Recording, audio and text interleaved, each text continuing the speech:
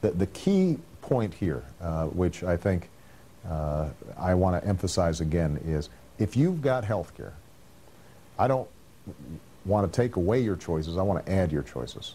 I want you to be able to keep your doctor, keep your health care, but I want to be able to drive down costs, and if you're dissatisfied with your health care, I want to make sure you've got some other options out there. And yet, it all takes money. You know the numbers, $1.7 trillion debt, a national deficit of $11 trillion. At what point do we run out of money? Well, we're out of money now.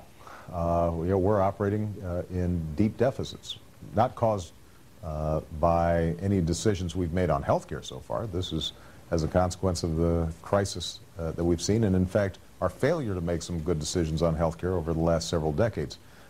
So we've got a short-term problem, which is we had to spend a lot of money to salvage our financial system. We had to deal with the auto companies, a huge recession, which drains tax revenue at the same time as it's putting more pressure on governments to provide unemployment insurance or make sure that food stamps are available for people who've been laid off.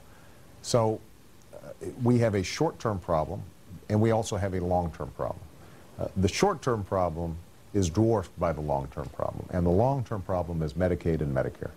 If we don't reduce long-term health care inflation substantially, we can't get control of the deficit. So one option is just to do nothing. We say, well, it's too expensive for us to make some short-term investments in health care.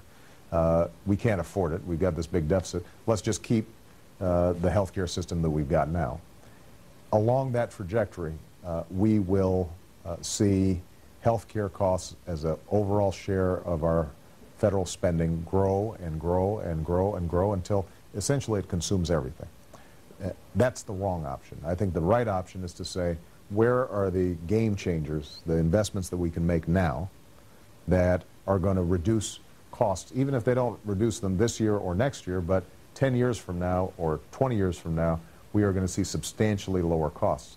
And if, one of the very promising areas that we saw was these insurance companies, drug companies, hospitals, all these stakeholders coming together, committing to me that they would reduce costs by 1.5% per year. If we do that, seems like a small number, you end up saving $2 trillion. $2 trillion, which not only can help deal with our deficit and our long-term debt, but a lot of those savings can go back into the pockets of American consumers in the form of lower premiums. That's what we're driving for. You mentioned the auto industry. What will